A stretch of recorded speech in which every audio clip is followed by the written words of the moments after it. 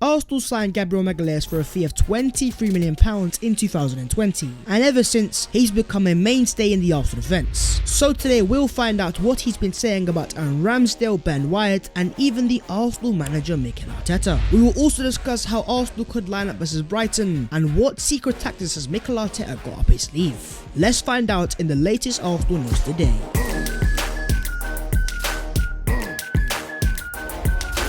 Yo, what is going on guys? My name is Baz14 and welcome back to your boys channel. Make sure to go down there and smash a like on the video, and while you guys are down there, please do consider subscribing to the boys channel, because as you guys might be aware, we are now on the road to the big old 70,000 subscribers. But let's get into the Arsenal news, and let's start off with Mr. Gabriel Magalhaes. He is Arsenal's Brazilian centre back. He is 23 years of age. He cost £23 million, a bargain in my eyes and many Arsenal fans. Vitally important for the current and the future. And him and Ben White, alongside Aaron Ramsdale, Tomiyasu and Tierney, have formed quite a decent little back five. Well, today Mr. Magalhaes has been speaking to Sky Sports News in the UK, so let's find out what he's been saying. Starting off with his thoughts on the Arsenal manager Mikel Arteta, Gabriel says he is a top guy who is always helping out his players and his staff. He supports us during the tough times, and I'm very happy to be coached by him. Without doubt, I am learning a lot from him. So Gabriel Magalhaes is speaking glowingly about the Arsenal manager and almost saying that I'm lucky to be coached by Mikel Arteta.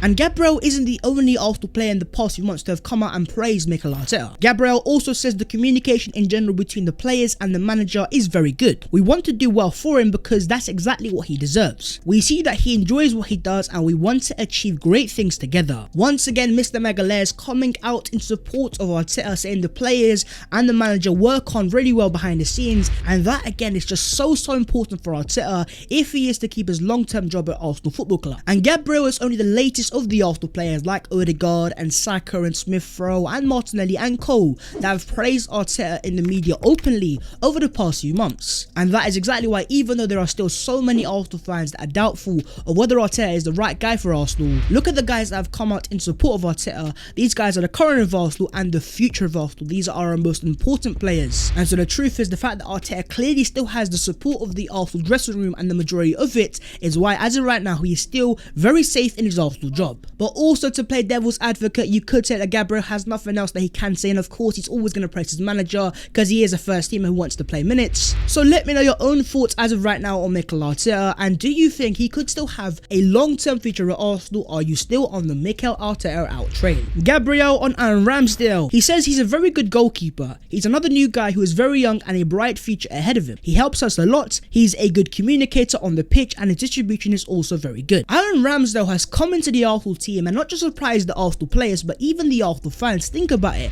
When I was talking about Ramsdale to Arsenal back in the summer, there were so many fans, including me, that were like, why are we signing Ramsdale? Let's sign Andre Onana instead. Ramsdale's not that guy. But since coming into Arsenal out of absolutely nowhere, Ramsdale's become somewhat, so far, a cult hero with the Arsenal fans. And even going to the Emirates Stadium and watching Ramsdale play live and direct, so many of the Arsenal fans that go to the games are in support of Aaron Ramsdale. He's already earned their trust and their faith, and that love being so much that the Arsenal fans are giving him the X chance of Aaron Ramsey, and that just goes to show how important the Arsenal fans have seen Ramsdale and how much they love him already. And you know what, personally, I have never been so happy to be so wrong about a player, and you know what, long may it continue. Gabriel Magalhaes on his partner Ben White. Ben and I have had a full season in the Premier League, and now we are getting to know it much better. We need to connect more, but we are improving and developing with every game, and that bodes well for the rest of the team. Ben White's got 23, and likewise with Gabriel Magalhaes. I'm not trying to go over the top here, but if these guys can develop into their bodies and get even better,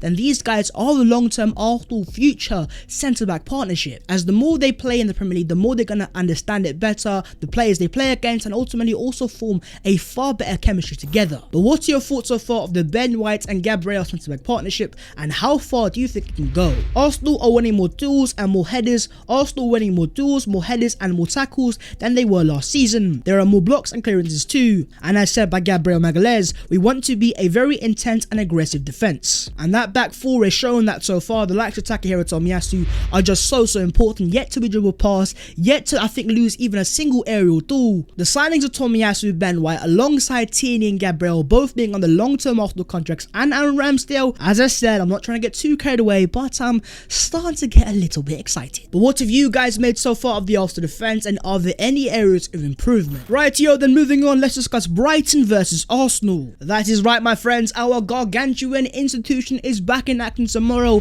as we take on Seagulls FC, aka Brighton, in the Premier League at the Amex Stadium. And starting off with the Arsenal team news itself, who is fit and who is unavailable. Arsenal have confirmed on their website that Granit Xhaka will miss the game with a right knee injury, and have confirmed that Granit suffered a significant injury to his medial knee ligament. But apart from that, Arsenal have confirmed that all of the players in the men's first team are currently fit and available for selection. So apart from Granit Xhaka, Arsenal have a fully fit squad, you know. That there is just a beautiful sight to see. And you know what, touchwood, long may it continue. But talking team news, what about Arsenal's opposition in Brighton? Well, according to Aidan J. Wood of the Metro, he can see Brighton struggling to cope with Arsenal's dynamic attacking midfielders if they are without Yves Bissouma for Saturday's game against the Gunners. The Mali international is touch and go to be fit in time for the match. And it isn't just Yves Bissouma, but also their striker, ex-Arsenal striker Danny Welbeck, is also a major doubt going into the game. And in terms of Yves Bissouma specifically, as you guys know, your boy massively rates him, but also in terms of Brighton, he is an integral part of the first team.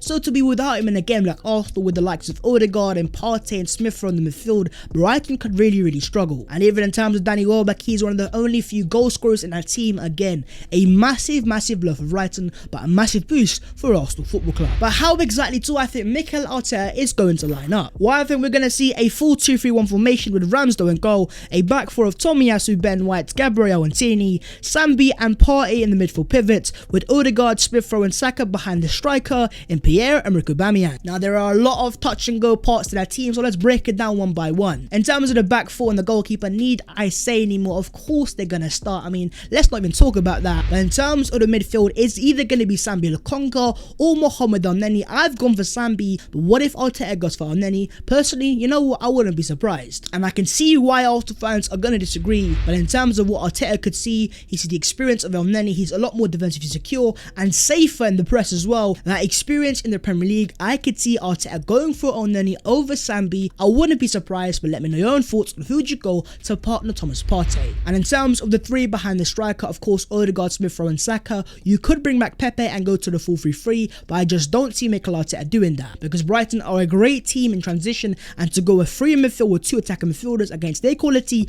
on the break could be a bit of defensive suicide. And in terms of the striker, Pierre-Emerick Aubameyang, he is the Arsenal gunman, the goal scorer, our top goal scorer for the season. Again, need I say any more? And if Arteta was to go for that team, on the bench we've got the likes of Martinelli, Nicola Pepe, Alex Lacazette, a lot of quality to change the game if things aren't working out, and that again is just good to hear. But now that you've heard your boys, let me know your own personal Arsenal predicted lineups going into that game against Brighton tomorrow. Let's exploit those tactical brains and see what you guys would line up against Graham Potter's XG merchants. For me, all I care about is the 3 points. If Arsenal get that, I don't care how we line up. Okay, then moving on to the other Arsenal news today, and starting off with an Arsenal Academy starlet who has signed his first professional contract with the club, as we have to give a massive congratulations to Arsenal prospect Jack Henry Francis, a midfielder who signed his first professional contract with the club today. He's an Arsenal starlet that Arsenal fans might have seen during pre-season, and he impressed in the games he did play, and ultimately another part of the Hell End machine that keeps producing these top young potential talents. And once again, Per Mertesacker getting an Arsenal starlet signed to a new contract, ensuring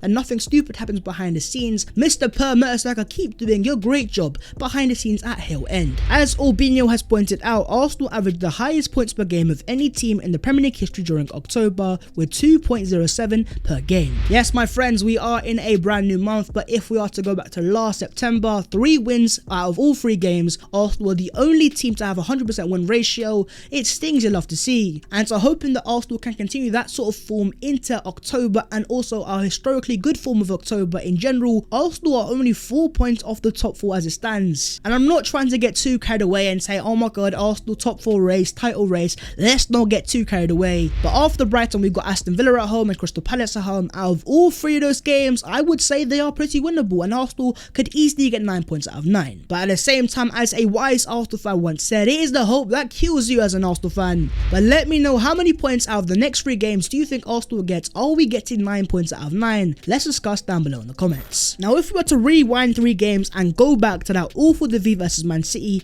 here was the Arsenal back 5. It was Leno in goal, Chambers, Holding, Kolasinac, Cedric and Kieran Tierney. Fast forwarding 4 games and now we have Ramsdale, Tomiyasu, Ben White, Gabriel and Kieran Tierney. In just a matter of of 3 games, Arsenal have completely changed their back 4, and that back 4 or back 5 has given the Arsenal fans this almost new level of confidence and hope for the future. But now that we have seen this Arsenal team play with this new defence, if we can keep these guys fit for most of the season, let me know where do you guys think Arsenal are going to finish come the end of the season. Mikel Arteta on Brighton says it's going to be a really difficult game. They are playing well and are getting the results that they deserve. It's a really competitive match that we are looking ahead to, and we know the importance of it. Even though I'm not a fan of Neil Maupay, I've always been a fan of Brighton. I think they play good football under Graham Potter, and I respect the way they play, and ultimately they have some players that can hurt you if you're not on your A game. So Arsenal, we need to see a good Arsenal tomorrow, and if Arsenal up for it though, I still think we're gonna win. But let me know down below in the comments, what are you guys saying in terms of Arsenal versus Brighton score predictions? Is it gonna be 4-4 for Mikel Arteta's Arsenal? But that is the video. If you guys have enjoyed, make sure to go down there and smash a like on the video, and while you guys are down there, please do consider subscribing to the boys channel. If you want to follow your boy on them social medias, then the links will be down below in the description. But that was the latest Arsenal news today, and it's Seagulls FC tomorrow, Brighton, Ty's favourite team, and I'm low-key looking forward to it, but I also understand that Brighton are a threat. So lads, we'll see you tomorrow in a bit.